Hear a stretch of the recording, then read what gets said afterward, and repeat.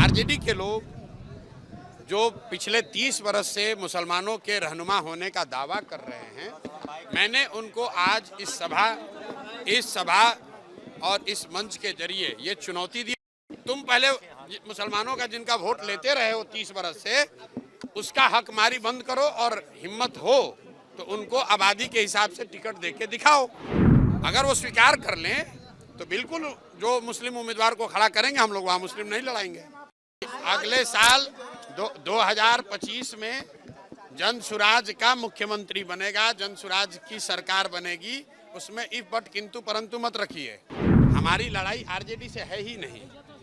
जन सुराज की लड़ाई सीधे एनडीए से है। आरजेडी तो ना 3 में ना 13 में, आरजेडी को कौन पूछ रहा है? लड़ाई हम में और एनडीए में है। समाज के सभी वर्गों की भागीदारी उनकी जनसंख्या के हिसाब से देने की जो बात कही गई है, उसके तहत मुसलमानों की आबादी के हिसाब से कम से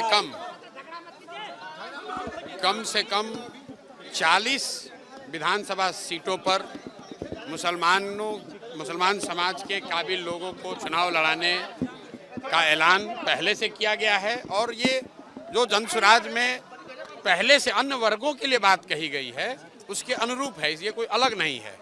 दूसरी बात जो मैंने कही आरजेडी वाली, आरजेडी के लोग जो पिछले 30 बरस से मुसलमानों के रहनुमा होने का दावा कर रहे हैं, मैंने उनको आज इस सभा और इस मंच के जरिए ये चुनौती दी और आपके जरिए भी कह रहा हूँ। अगर वो ये कह रहे हैं कि भाई जन सुराज के लोग आएंगे, वो मुसलमान अगर उनको वोट देगा तो वोट बटेगा, तो मैं उनको कह रहा हूं कि जहां पर भी मुस्लिम उम्मीदवार आपके जीते हुए हैं, आप खड़ा करो मुस्लिम उम्मीदवार। हम वहां मुस्लिम नहीं लड़ाएंगे, हम वहां हिंदू लड़ा लेंगे, कोई बात नहीं है। तुम पहले मुसलमानों का जिनका वोट लेते रहे हो 30 बरस से, उसका हक मारी बंद करो और हिम्मत हो तो उनको आबादी के हिसाब से टिकट देके दिखाओ। वोट तो तुमने लिया है, ये हमने उनको चुनौती दी है। अगर वो स्वीकार कर लें तो बिल्कुल जो मुस्लिम उम्मीदवार को खड़ा करेंगे, हम लोग वहाँ मुस्लिम नहीं लड़ाएंगे। अरे भैया, दल बना नहीं और आप सीएम कौन होगा? अगले साल 2025 में जन सुराज का मुख्यमंत्री बनेगा, जन सुराज की सरकार बनेगी। उसमें इफ बट किंतु परंतु मत रखिए। बाकी कौन बनेगा, देश राज्य की जनता होशियार है, वो चुनकर अपने आप बता देगी।